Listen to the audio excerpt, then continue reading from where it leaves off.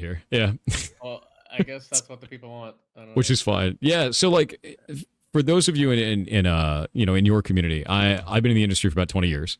I used to work at Blizzard Entertainment. I was actually senior red team specialist there, so offensive security. I'm a hacker. My last job was working for the federal government. I hacked power plants for the federal government, and then I also have 3 black badges from DEF CON, which is a hacking convention in Vegas every year. So this is like my whole wheelhouse, right? I've banned about 2 million players over my career. Like this is what I do. He's been like terrorizing ranked like for a while now. Like just messing with ranked. Like he would just go into the lobby and he's like literally unbannable.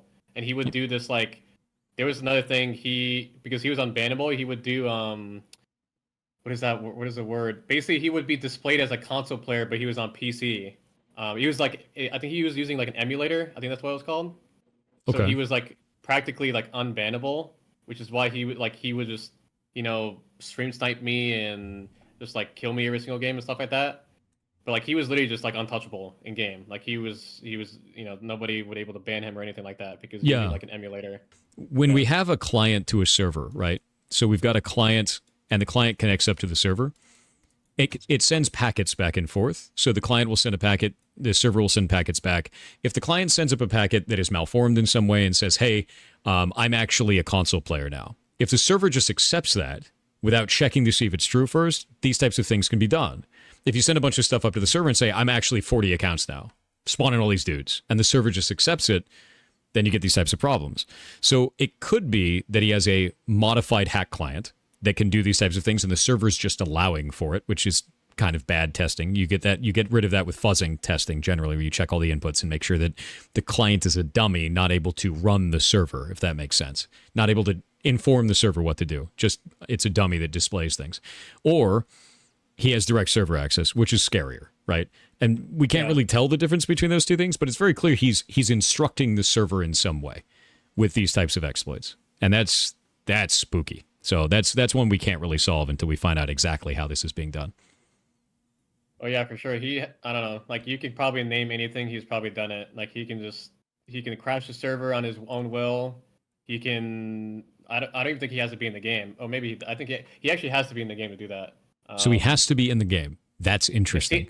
It seems like he has to be in the same lobby as you to crash the server. I don't think he had. Like if he isn't, then he can't. But So there's been cases where he's in the lobby and he crashes the server, but then there's also been recently where my game, like the server crashes, obviously due to somebody doing it. Like it's not just like Apex server just crashing out of nowhere. Someone's deliberately crashing my server within like the first minute or two of like playing the game.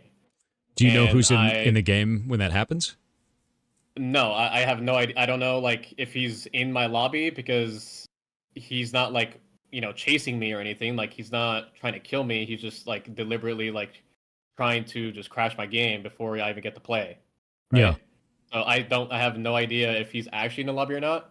But I know in the past when he was doing it, he was in the lobby. So yeah, that lends credence more to the client. Like if he has to be in game, then it lends more credence to a hacked client that is able to inform the server on what to do. Which this could be fixable then. Like they could find out what's going on by looking at server logs and trying to stuff. And I guarantee the security team is already doing that. I guarantee they're already digging through all of that shit to try and find a way to do this. 100%. Yeah, there was another.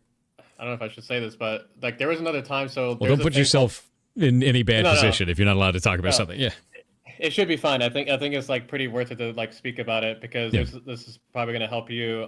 Like there, when he was crashing my server without me knowing if he's not in my lobby or not.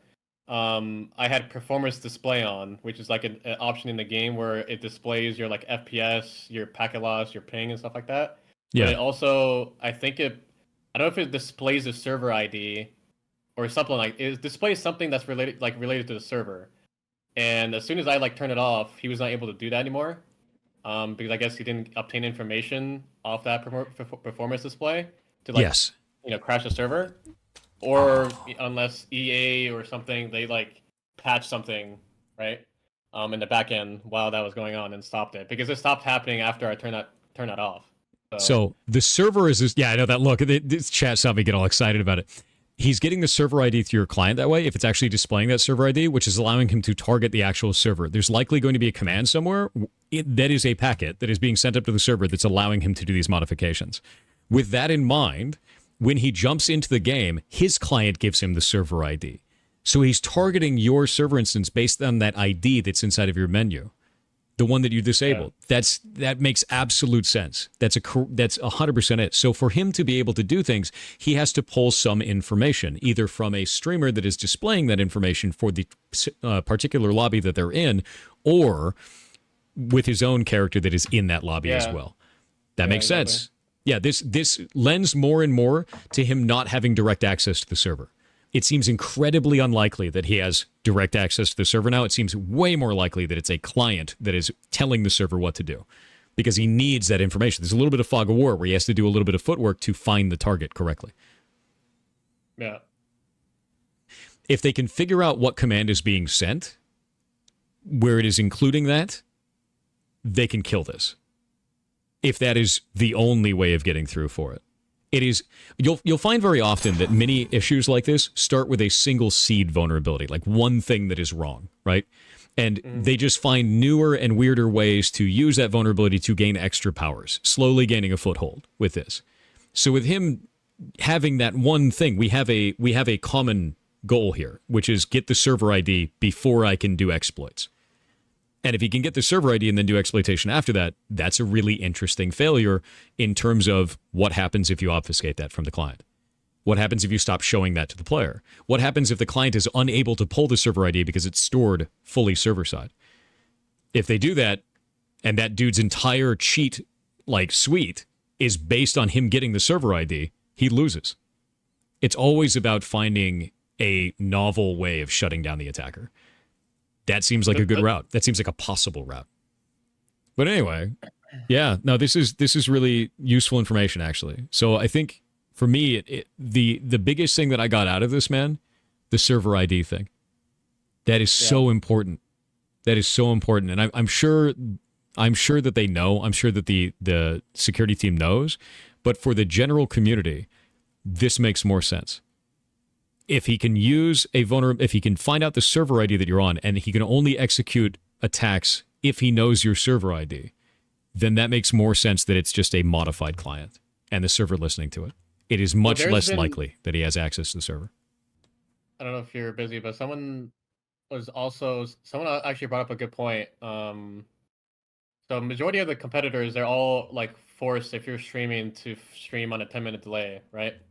Yeah. And it's actually perfect timing. It actually makes a lot of sense too. Coincidentally, I don't know, I haven't checked the timestamp of, server ID and 10-minute delay, but what if there might be a coincidence of him injecting these hacks once the 10-minute delay catches up? Wait, say that again? Because, I just explained that pretty bad, but basically he can only see the server ID as soon as we're in the game, right? Yes. The performance display. But the thing is that everyone that is streaming has 10-minute delay on. So when it actually happened on stream was when he finally got the server ID, 10 minutes into the game, which would make sense on he actually needs the server ID or the performance display to inject these hacks. That's exactly what it is. Because both times when it happened to me and Jen Burton, it was I don't know the timestamp, like I said. Okay. It might have been 10 minutes later into the game. I'm not sure, but it might have been before 10 minutes later or 10 minutes before. I'm not sure, but I would have to look at the timestamp. But it might have. Let me see. Yeah, they were saying Jen was on round 4, mine was round 2. So when it happened to me, it was earlier into the game. So maybe it was because I don't know if that was because it was the same code. But yeah, that might not be the right theory, but because the first time it happened, it was later into the game. So maybe it caught up the delay and then it happened, but for me it happened earlier, so it might not be true. I mean, I think that's really interesting because if the timing lines up, it again, server ID seems the most likely. Server ID absolutely seems the most likely for this. It looks like also...